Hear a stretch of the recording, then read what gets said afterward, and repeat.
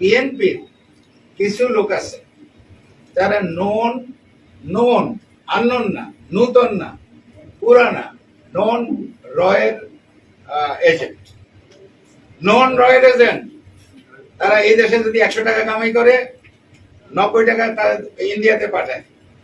এই এজেন্টের একাধিক এজেন্টের নাম আমি বলতে পারি। আমি তো ঢাকায় থাকি, পটুয়াখালীও থাকি, কলকাতায় সল্ট লেকে বাড়ি আছে, সোনার দোকান আছে, হোশিয়ারি আছে, তারপরে পেট্রোল পাম্প আছে, তারপরে এটাকে কি বলে, এই যে কমিউনিটি সেন্টার আছে।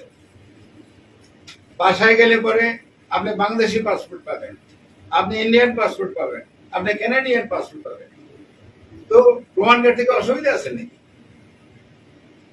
এগুলো তো হচ্ছে।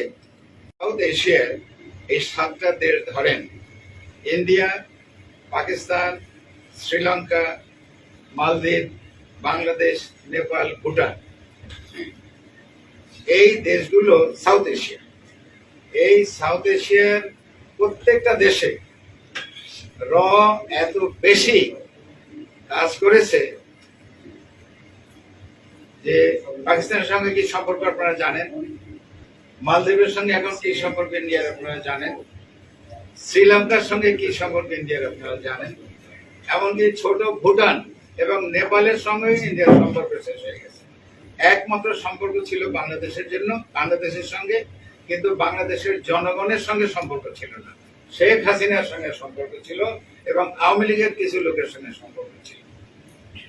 তো কাজেই বাংলাদেশের পরতে পরতে কিন্তু রয়ে গেছে। এটা সব দেশই করে। আমার যখন আমার সঙ্গে এসে আওয়ামী লীগের লোকজন যারা গত 16 বছর আমাদের উপরে এত অত্যাচার অবিচার করেছে, নির্দয়ভাবে আমাদের সঙ্গে ব্যবহার করেছে, তারা এসে আমার সঙ্গে ছবি তুলতেছে। আমি এ ব্যাপারে অত্যন্ত দুঃখিত এবং লজ্জিত। তো তার চেয়ে তো বেশি লজ্জিত ওই বিএনপির মুনাফেক যারা এইসব ছেলেদের কাছে টাকা নিয়ে এনে আমার সঙ্গে ছবি তুলেছে। বুঝতে পারছেন এখন কাদেরকে মুনাফেক বলছি? এই মুনাফেক গুলো। তারপর আরো মুনাফেক আছে বিএনপি, বিভিন্ন পদ পজিশনে যেসব আওয়ামী লীগ আছে। আমি যখন বলি বিভিন্ন পদ পজিশন, সব পদ পজিশন গত 16 বছরে তারা তো সব পদ দখল করেছে। আপনাকে আমাকে কোনো পদ দিয়েছে? কোন জায়গায় ইলেকশন হয়েছে? সব সিলেকশন হয়েছে। সিলেকশন হয়েছে বিধায়ী তো এই ক্ষতি পর্যন্ত পালিয়ে গেছে, মন্ত্রী এমপি চালিয়ে দেন। এটা একটা ইতিহাস। একটা সরকারের পতনের সঙ্গে সঙ্গে 300 এমপি গায়েব হয়ে যাওয়া, পুরো ক্যাবিনেট গায়েব হয়ে যাওয়া, ধর্মীয় নেতা ক্ষতি পর্যন্ত পালিয়ে যাওয়া। তাহলে কি ধরনের সরকার ছিল? এটা কি আমাকে এক্সপ্লেইন করতে হবে? আপনারা এই 16 বছর এই দেশে ছিলেন না, বা আমার কথায় আপনারা বুঝতে পারতেছেন না?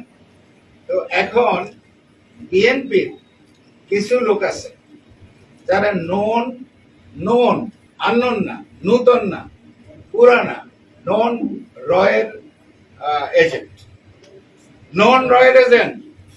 তারা এই দেশে যদি 100 টাকা কামাই করে 90 টাকা তারা ইন্ডিয়াতে পাঠায়। এই এজেন্টের একাধিক এজেন্টের নাম আমি বলতে পারি। আমি তো ঢাকায় থাকি, পটুয়াখালীও থাকি, কলকাতায় সল্ট লেকে বাড়ি আছে, সোনার দোকান আছে, হোশিয়ারি আছে, তারপরে পেট্রোল পাম্প আছে, তারপরে এটাকে কি বলে, এই যে কমিউনিটি সেন্টার আছে।